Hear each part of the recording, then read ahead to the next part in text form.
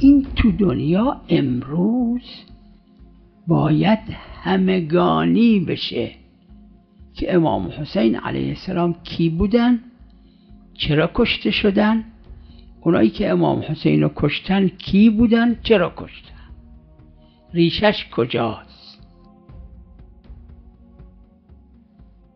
این جوانهای عزیزی که در دانشگاه ها در سراسر دنیا هستن و علاقمند به اهل بیت علیهم السلام هستن، تو این چیزایی که می‌نویسن پایان نامشونه چیه بیارن. هزارها کتاب در این جهات نوشته بشه، هر گلی یه بو داره.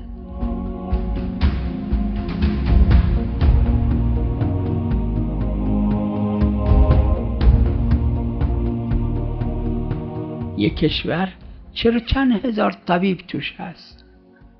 به درد میخوره هر یه دونه بیشتر بهتر، یه دونه بیشتر، یه دونه مریض زودتر بهتر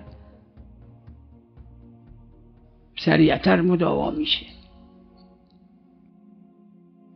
نگید انقدر کتاب نوشتن، انقدر کتاب هست، اولا به اکثر بشر دنیا نرسیده.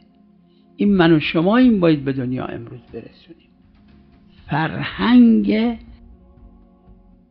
خدا، فرهنگ قرآن، فرهنگ پیغمبر خدا، فرهنگ اهل بیت علیهم السلام که همش یک فرهنگ.